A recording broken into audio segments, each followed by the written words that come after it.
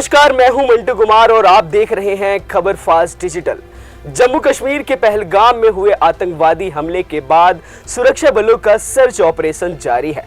देश में आतंकवाद को लेकर लोगों में आक्रोश है, तो वहीं दूसरी ओर सुरक्षा बलों ने आतंकियों के खिलाफ एक्शन तेज कर दिया है। घाटी में आतंकवाद की कमर तोड़ने और पहलगाम हमले का बदला लेने के लिए सेना का एक्शन जारी है। इसी कड़ी में सुरक्षा बलों ने पुलवामा में सक्रिय आतंकवादियों के घरों को निशाना बनाकर उन्हें ध्वस्त कर रही है। सेना के लेटेस्ट एक्शन में घाटी में सक्रिय आतंकवादियों के 2 घरों को ध्वस्त कर दिया गया है। पहलगाम में हुए आतंकवादी हमले के बाद एक और जहां भारत ने पाकिस्तान के खिलाफ कूटनीतिक स्तर पर ताबड़तोड़ एक्शन लिया है, तो वहीं दूसरी तरफ सुरक्षा बलों ने भी घाटी से आतंकवाद को जड़ से खत्म करने की ठान ली है। सेना ने कश्मीर से आतंकवादियों का नामो निशान मिटाने की दिशा में फिर से एक बार घाटी के अंदर सक्रिय आतंकियों के 2 और घरों को ध्वस्त कर दिया है। जून 2023 से लश्कर के सक्रिय कैडर एहसान अहमद शेख के 2 मंजिला घर को सुरक्षा बलों ने आईईडी का इस्तेमाल कर उड़ा दिया। बता दें कि एहसान अहमद शेख पुलवामा के मुर्रान का रहने वाला है। ऐसी ही एक दूसरी कार्रवाई में 2 साल पहले लश्कर में शामिल हुए शाहिद अहमद के घर को शोपिया के चोटीपोरा इलाके में विस्फोट कर उड़ा दिया गया। पहलगाम हमले के बाद पिछले 48 घंटों में कुल 6 आतंकियों के घरों को ध्वस्त किया जा चुका है।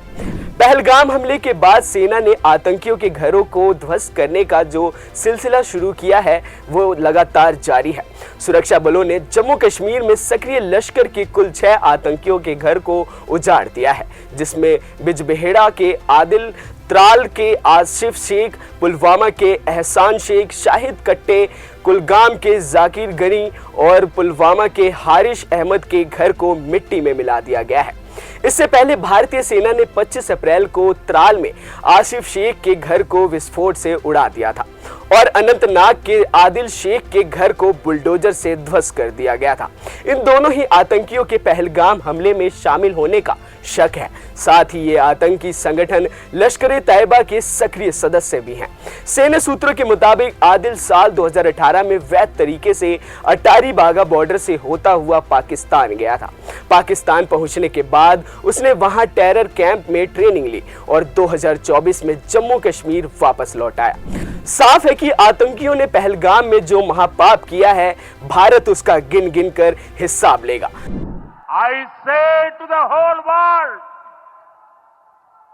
India will identify, track and punish every terrorist and their backers.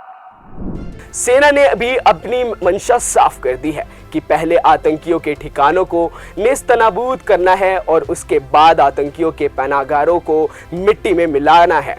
फिर आतंकियों का खेल खत्म किया जाएगा। आप सभी जम्मू कश्मीर के पहलगाम हमले से वाकिफ होंगे, जहां 22 अप्रैल को कायर आतंकियों ने 26 पर्यटकों को गोली मारकर हत्या कर दी थी। इस घटना के बाद से भारत सरकार एक्शन में है और पाकिस्तान से सिंधु जल समझौते को निलंबित कर दिया गया है। साथ ही पाकिस्तानी राजनयिकों को 1 सप्ताह के भीतर भारत छोड़ने का आदेश दिया गया है। इसके अलावा सभी पाकिस्तानी नागरिकों को 25 अप्रैल तक भारत छोड़ने का अल्टीमेटम दिया गया था। पाकिस्तान के खिलाफ भारत सरकार और सेना की इस कार्रवाई में पूरा देश उसके साथ खड़ा है। अभी के लिए बस इतना ही। देश और दुनिया की तमाम खबरों के लिए देखते रहें खबर फास्ट का डिजिटल प्लेटफॉर्म। नमस्कार।